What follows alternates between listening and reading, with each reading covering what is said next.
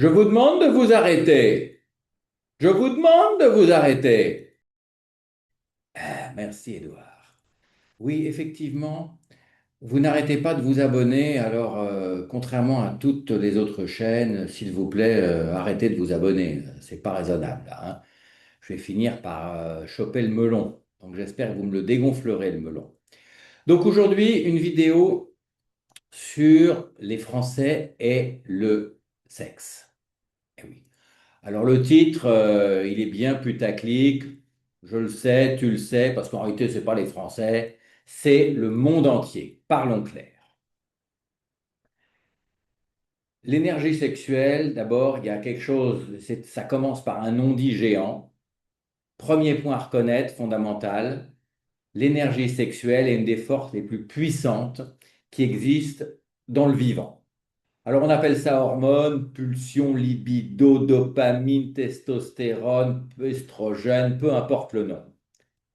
Cette énergie est là partout, tout le temps, dans toutes les formes de vie. Alors, avec des intensités très différentes selon les individus, les âges et les contextes. Bon, chez l'être humain, pas d'exception, c'est une énergie primordiale. Donc, ne pas en parler, ne pas la comprendre, ne pas la vivre, ouvre la voie à des tonnes de dérèglements et autres névroses. On ne va pas se raconter de conneries. La majorité des gens, la majorité, sont des empêchés du calbut. Voilà. Ils sont prisonniers de religion, de morale, de culture, de honte héritée, ou aussi d'aucune éducation à la matière. Alors, soit on culpabilise, en général souvent, soit on la nie, soit on la justifie, mais on ne regarde jamais le truc en face comme c'est. Bien. Deuxième module, je t'explique d'où je te parle pour que tu comprennes, avant d'aller plus loin. En matière de sexe, je pense avoir fait le tour du terrain. Alors, j'ai fait les filles, bien entendu. J'ai fait les garçons, bien entendu. J'ai fait les trans, les MTF. Alors ça, c'est des garçons avec des seins en plastoc, assez rigolo. Et j'ai fait des FTM, c'est le contraire. Tu sais pas ce que c'est qu'un FTM, toi, normal. C'est un female to male.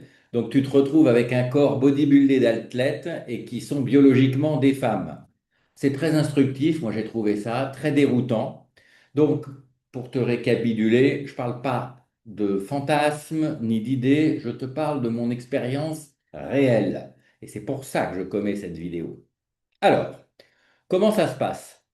Chez les boys d'abord, les garçons, c'est l'explosion. Alors ça démarre très fort, à peu près vers 15 ans, parfois avant. Entre 15 et 20 ans, les taux d'hormones montent brutalement, hein. Mois par mois, ça augmente. Alors résultat, agressivité, libido intense, impulsivité, comportement modifié et toujours dans un cerveau pas fini parce que le cortex préfrontal, là, celui qui freine, lui, il n'est pas mûr avant 25 ans. Donc on a le désir qui est là énorme, mais le frein qui n'est pas là.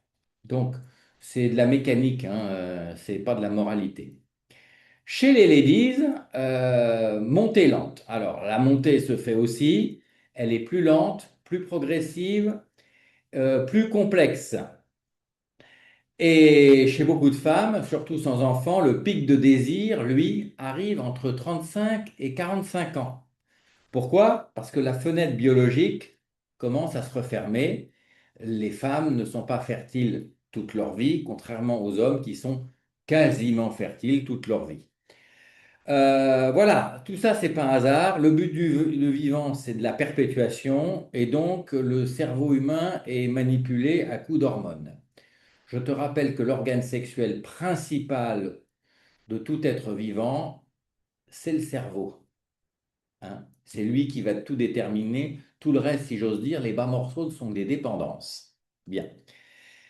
Conclusion logique de ce que je viens de te dire, il y a un décalage homme-femme. Ils ne sont pas sur la même page. Entre 18 et 40 ans, les hommes et les femmes ne sont pas sur le même agenda. Ils n'ont pas le même rythme, pas les mêmes attentes. Alors, il y a des études qui ont été faites et qui suggèrent qu'une différence d'âge significative, aux alentours de 10 ans à peu près, peut parfois réduire le décalage et les problèmes. C'est pas une règle universelle, mais c'est pas totalement absurde de le dire. Donc, dans sa tranche d'âge, contrairement à ce qui est généralement admis, ce serait très très bien qu'un gars de 18 sorte avec une fille de 18, un gars de 30 avec une fille de 30. Ouais, pas forcément. Bon. Un autre point, ah, tu vas adorer ça. L'entente sexuelle, c'est la loterie. Et quand je dis la loterie, c'est plutôt euro-million que le loto. Alors, je t'explique, selon mes statistiques personnelles, sur 100 partenaires, 100, il faut déjà les faire, les 100, hein, avec 95, ça va être moyen ou médiocre ou mauvais. Sur 5, ça va être de bien à très bien. Et dans les 5, il y en a un demi avec lequel ça va être formidable, exceptionnel, génial. Bon. Ça fait quoi? Ça fait le partenaire idéal et le coût du siècle, etc. C'est 0,5%. Donc, il faut en faire 200. Et là aussi, il faut le faire pour tomber sur quelqu'un avec qui ça va matcher.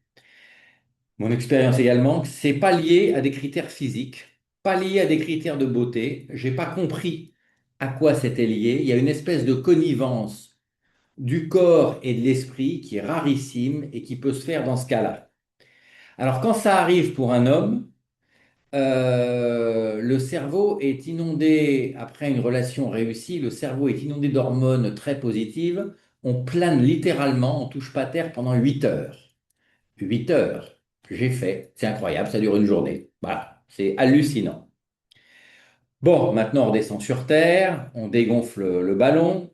La plupart du temps, chez le garçon, le moment extraordinaire, c'est 15 secondes et encore. Pour les filles, quand ça marche, elles peuvent vivre des expériences qui sont plus longues, beaucoup plus profondes, beaucoup plus variées et beaucoup plus intenses. La science dit jusqu'à 10 fois plus intenses. Mais chez les femmes, c'est moins systématique. Là, pareil, il y a des raisons biologiques qui font que pour réussir un espèce d'accouplement et pour perpétuer l'espèce, il y a que pour l'homme qui a besoin d'avoir des garanties. La femme, c'est pas biologiquement nécessaire. Voilà. Ensuite, un petit module santé parce que j'aime bien les gens vivants.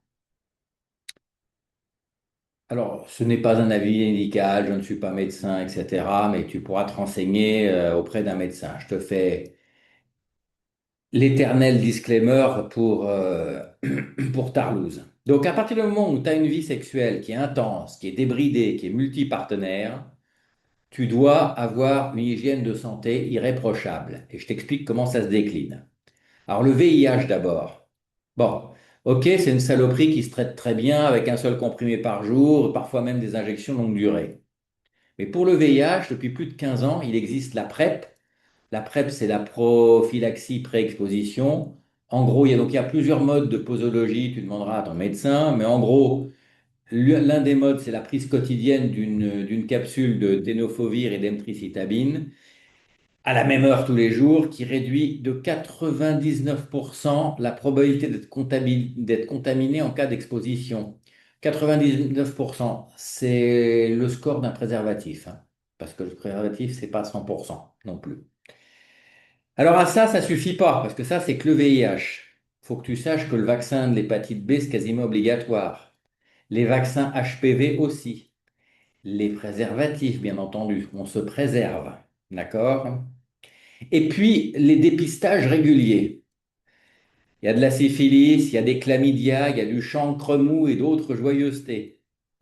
Ça circule énormément. Alors quand tu joues, please, tu assumes. Pour toi et pour les autres. C'est pas quand la bestiole est dedans qu'il faut se plaindre. Il faut réfléchir à tout ça avant. Surtout qu'énormément de trucs que je viens de parler sont asymptomatiques très largement, au moins dans les débuts, et peuvent rester asymptomatiques très longtemps. Hein? Bien. J'arrive maintenant au point clé de ma petite vidéo.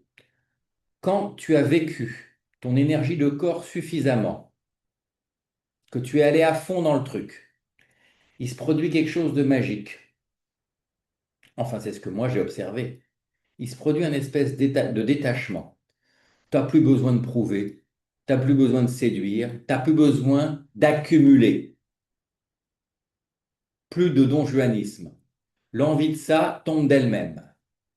Et à partir de ce moment-là, pour moi, là, c'est que tu commences à être un individu mature. Et là, éventuellement, tu peux réfléchir à une relation stable, pas avant. Parce que sinon, bien souvent, j'ai observé frustration, compensation, morale toxique. Enfin, les gens, ils font l'inverse, ils se cassent trop tôt. Alors, quand on se casse trop tôt, pendant 2, 3 ans, on est follement amoureux de la partenaire. Et puis après, t'inquiète pas, l'ennui, les habitudes, les chaussettes sales, les inévitables gosses t'emmèneront directement au naufrage, en plus du fait que, bien sûr, on ne baisse plus. Triste quand même. Ne me dis pas que c'est pas vrai. Alors la conclusion très simple, c'est vis ton énergie quand elle est là, sans morale plaquée, sans honte héritée. C'est ça la vérité. Et si par hasard, tu sais pas en parler, tu sais pas en parler à tes jeunes, tu peux toujours me contacter. On en parlera ensemble à tes jeunes. Hein. Parce que souvent, à moins que le jeune ne veuille pas, parce qu'il ne faut jamais les violer, il faut qu'ils soient d'accord. Voilà, c'est tout ce que j'avais à dire pour aujourd'hui. Salut.